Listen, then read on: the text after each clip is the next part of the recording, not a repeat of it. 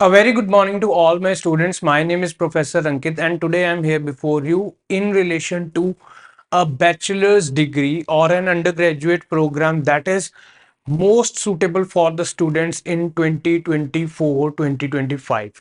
And this is from London Metropolitan University. It is a program that is amalgamated program of three main lines, that is advertisement, second is marketing communications, and third one is public relations. तो जो students BA honours करते हैं, generally वो BA honours करना चाहते हैं UK से, तो उनके लिए ये एक बेस्ट ऑप्शन बन के आती है, बिकॉज ये अभी इन ट्रेंड है।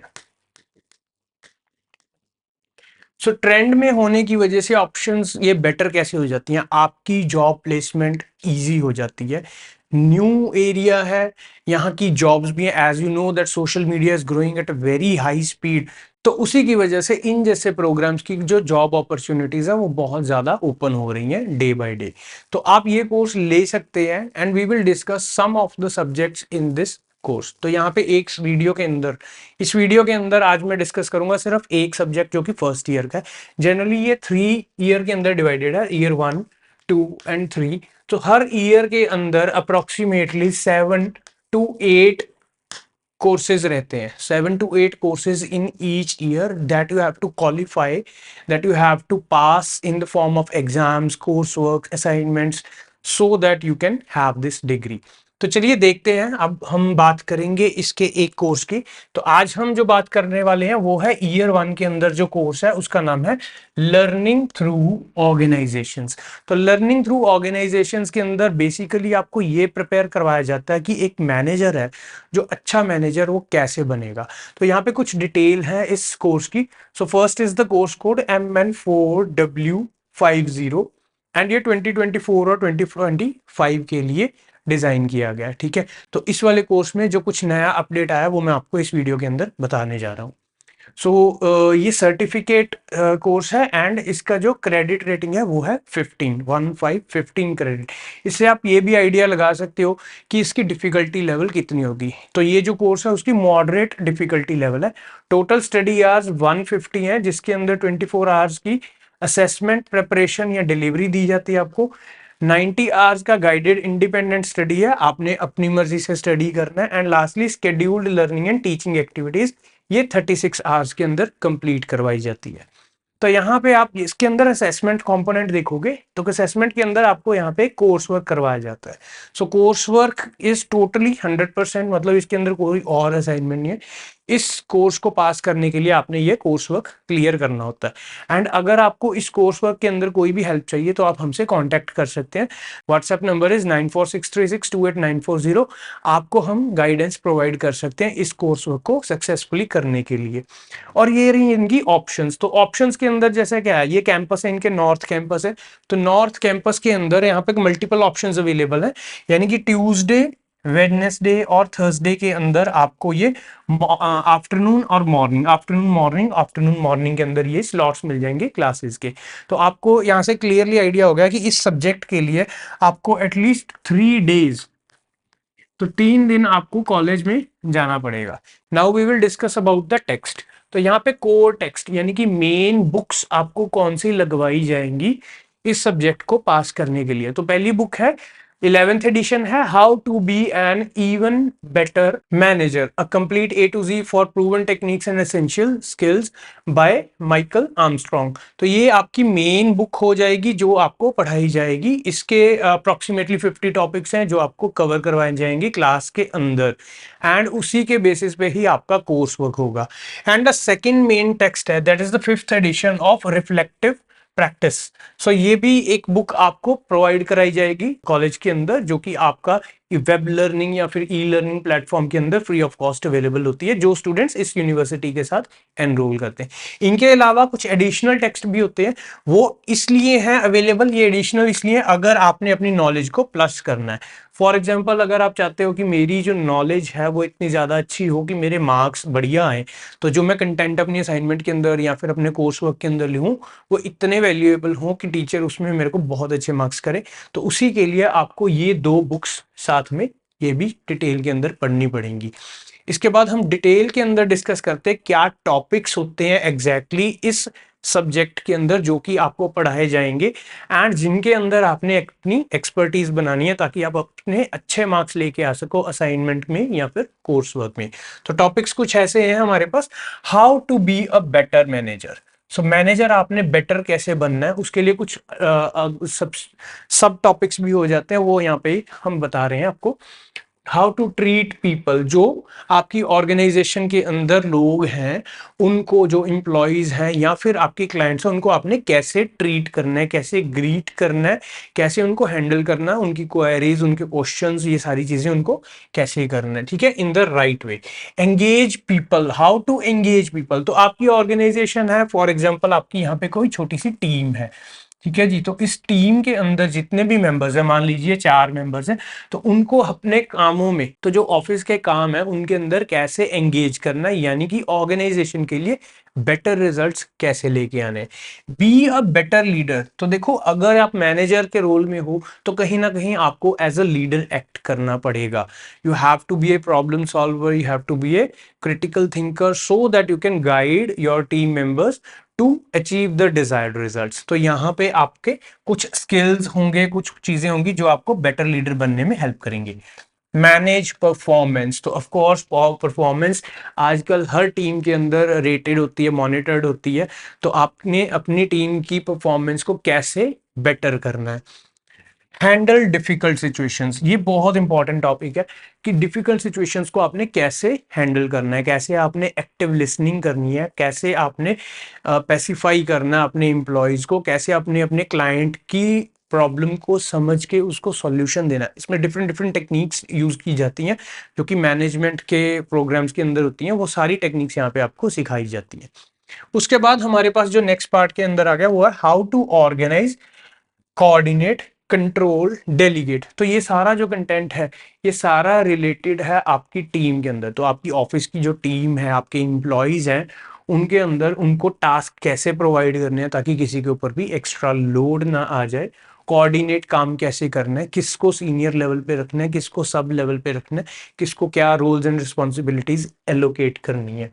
कंट्रोल, तो एज अ मैनेजर आपने कैसे कंट्रोल करना है। तो controlling way should be like that कि ये नहीं लगना चाहिए एम्प्लॉयज को कि आप उनको ओवर पावर कर रहे हैं। तो यहाँ पे ये चीज इंपॉर्टेंट आ जाती है कि how to control and controlling in an effective way.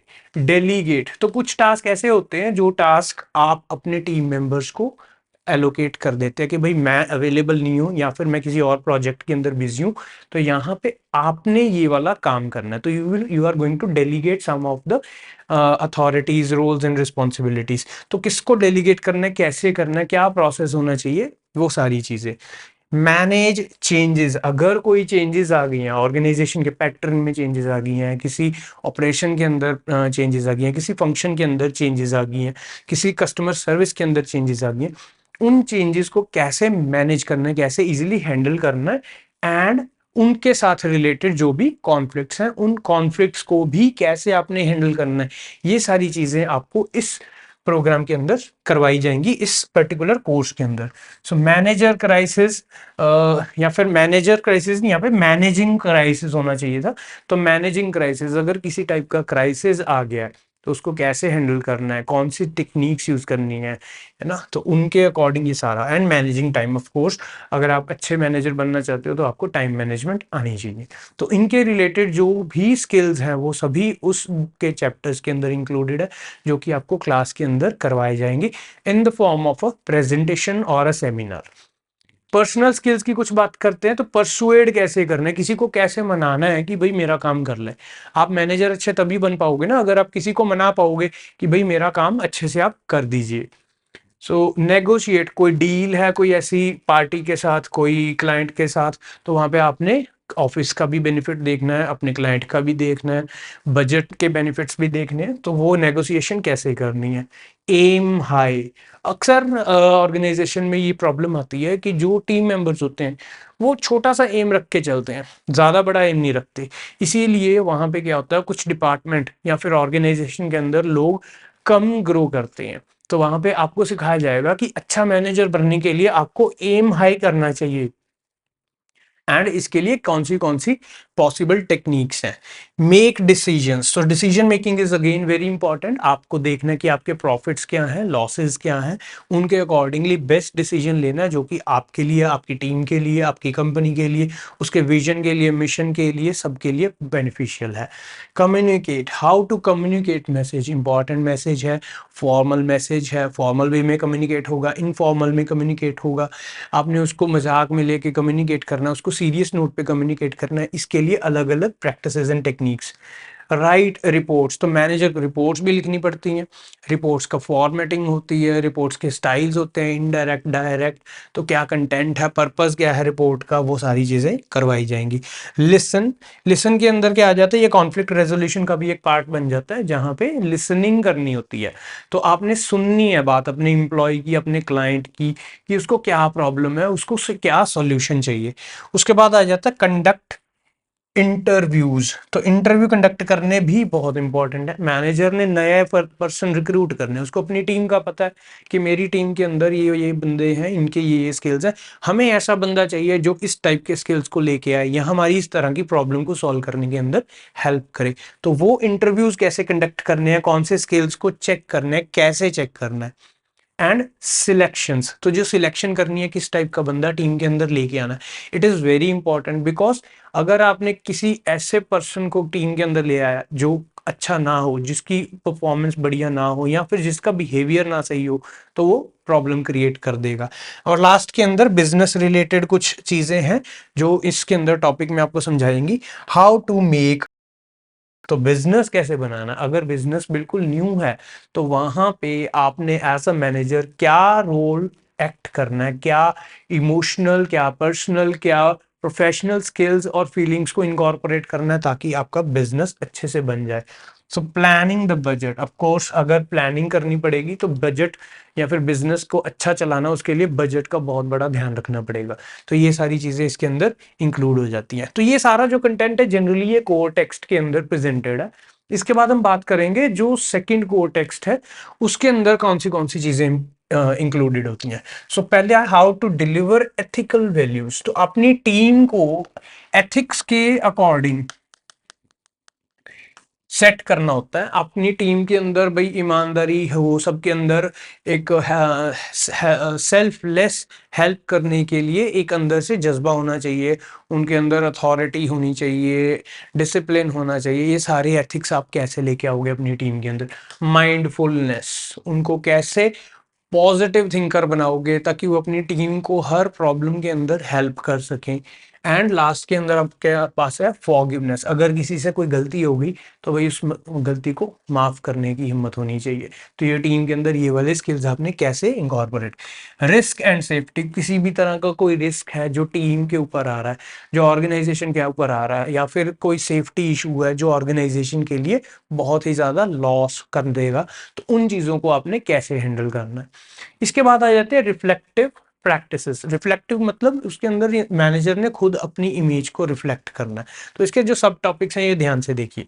Personal development, तो यहाँ पे इससे पहले हमने जो बात की थी वो मैनेजर अपनी टीम के लिए, अपनी ऑर्गेनाइजेशन के लिए सब कुछ कर रहा था, पर यहाँ पे वो पर्सनल डेवलपमेंट कर रहा है, उसने खुद को भी टाइम के साथ अपग्रेड करना, अपडेट करना है अकॉर्डिंग टू द सिचुएशन, ताकि वो बढ़िया आगे आने वाले टाइम के अंदर भी बढ़िया एक्ट करे। So here is the personal development. तो पर्सनल डेवलपमेंट प्लान, पीडीपी, ई पोर्टफोलियो, ई पोर्टफोलियो के अंदर वो अपना इलेक्ट्रिक या फिर इलेक्ट्रॉनिक पोर्टफोलियो क्रिएट करेगा जिसके अंदर वो अपनी सारी जो खूबियां उनको एनलिस्ट करेंगे ताकि उनको पता लगे कि वो खुद उनकी कितनी डेवलपमेंट हो रही है। सो या फिर एक्शन लर्निंग एंड रिसर्च, तो एक्शन लर्निंग के अंदर क्या होता है कि फास्ट लर्निंग करनी होती है ना, मैनेजर ने कुछ नए टॉपिक्स को लर्न करना है एंड उसको अपने करियर के अंदर यूटिलाइज भी करना है, तो वहां पे एक्शन बेस्ड लर्निंग होती है। और साथ ही साथ रिसर्च, कुछ नई चीजों के ऊपर रिसर्च करनी है ऑर्गेनाइजेशन की ग्रोथ के लिए, अपने एम्प्लॉयज के लिए, टीम के लिए, उनके ग्रोथ के लिए या फिर बेनिफिट के लिए। सो नेक्स्ट हमारे पास आ गया डेवलपमेंट प्रोसेस। तो यहाँ पे डेवलपमेंट प्रोसेस के अंदर क्या होता है, मेंटरिंग, फर्स्ट इज मेंटरिंग, वो अपनी टीम के लिए एक मेंटर का काम करता है, एक टीचर का काम करता है एंड अपनी टीम को हेल्प करता है डिफिकल्ट सिचुएशंस के अंदर सारी चीज़ों को हैंडल कैसे करना है, इजीली मैनेज कैसे करना है, वो खुद भी करता है और अपने टीम मेंबर्स को सिखाता भी है। पेइंग अटेंशन, सो आपने वहाँ पे अपने टीम मेंबर्स को कैसे अटेंशन देनी है, या फिर टीम मेंबर्स को भी फर्दर सिखाना है कि उसने कैसे और इश्यूज को या फिर क्लाइंट्स को या फिर अपने कोलीग्स को कैसे अटेंशन देनी है। तो ये उनका डेवलपमेंट प्रोसेस हो गया जो कि उनकी ऑलराउंडर डेवलपमेंट के लिए सिखाया जाता है। Next is reflective writing. So this was reflective practice. अब यहाँ पर राइटिंग की बात हो रही है। तो राइटिंग करने के लिए trust one of the most important thing.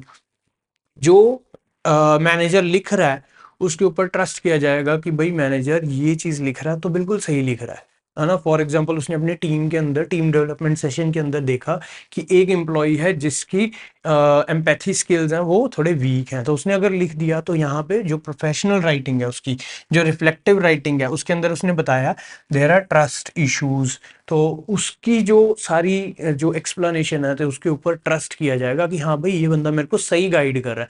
सो उसी बेसिस पे ही जो टीम मेंबर है वो खुद को इम्प्रूव कर पाएगा। Suspend disbelief. तो डिसबिलीफ क्या होता है कि हम मनगढ़ंत सोच लेते कि नहीं नहीं ये सही नहीं है, ये गलत है, या वो कुछ और कह रहा है, ये कुछ और कह रहा है, हम अपनी मर्जी की चीज को मानते। उस तरह के डिसबिलीफ्स को सस्पेंड कैसे करना है, ठीक है ना। अपनी टीम के अंदर कोई भी प्रॉब्लम नहीं अराइज होनी, उसलिए कुछ डिसबिलीफ्स होते हैं, तो उन डिसबिलीफ्स को कैसे इजीली हैंडल करना है। उसके बाद आ जाती है बात लॉग्स की। जो लॉग्स जनरेट होते हैं या फिर डायरीज जनरेट होती हैं या फिर जर्नल्स जनरेट होते हैं जिसके अंदर सारी की सारी इंफॉर्मेशन ऐड की जाती है about the development process, about the improvement process, about the team development या टीम अपग्रेडेशन या फिर पर्सनल डेवलपमेंट, वो सारी की एक रिकॉर्ड्स मैनेज किए जाते हैं। तो वहाँ पे मैनेजर ने कैसे डायरीज लिखनी है, कैसे उसने जर्नल्स लिखने हैं, या फिर उसने कैसे ये सारे लॉग्स को क्रिएट करना है। और लास्ट के अंदर जो हमारे पास इंपॉर्टेंट टॉपिक है वो है असेसमेंट एंड एवेल्यूएशन। तो असेसमेंट के अंदर क्या है, वो अपनी टीम की असेसमेंट करेगा, वो खुद की असेसमेंट करेगा, अपनी ऑर्गेनाइजेशन की कुछ पॉलिसीज है उनको भी असेस करेगा, या फिर अपनी ऑर्गेनाइजेशन के कुछ ऑपरेशंस है उनकी इफेक्टिवनेस को भी एक्सेस करेगा। एंड एवेल्यूएशन, ये दोनों चीजें टीम डेवलपमेंट के साथ ज्यादा रिलेट की करके रखी हुई हैं, और साथ ही थोड़ा सा पार्ट इसका ऑर्गेनाइजेशन के लिए है। तो दैट्स ऑल फॉर टुडे। यही हमारे पास था सारा कंटेंट इसके रिलेटेड। तो ये अब आपको एक क्लियर इंडिकेशन होगी कि भाई हमने इस सब्जेक्ट के अंदर क्या चीज करनी है। स्टूडेंट्स को यही दिक्कत आती है यहाँ इंडिया से, वो जब वो जाते हैं उनको क्लियरली पता ही नहीं होता कि सर हम क्या करेंगे, उस सब्जेक्ट के अंदर हमें क्या पढ़ाया जाएगा। अब आपको इस वीडियो की हेल्प से ना आपको पता लग गया कि एग्जैक्टली वहां पे आपको क्या चीज पढ़ाई जाएगी। एंड लास्ट के अंदर हमारी जो ऐड है कॉन्टैक्ट फॉर असाइनमेंट हेल्प, अगर आपको डिसर्टेशन कोर्स वर्क के अंदर कोई दिक्कत आ रही है, ये व्हाट्सएप नंबर नोट कर लीजिए, इसके ऊपर आपने कांटेक्ट करना है। ये मेरा पर्सनल नंबर है, मैं या फिर मेरा कोई टीम मेंबर मैनेजर, अगर मैं अवेलेबल नहीं हूं तो वो आपकी क्वेरी को हैंडल करेगा। एंड आपको जो भी हेल्प चाहिए होगी आपका course work with full quality आपको प्रोवाइड की जाएगी। That's all for today. Thank you and have a very nice day.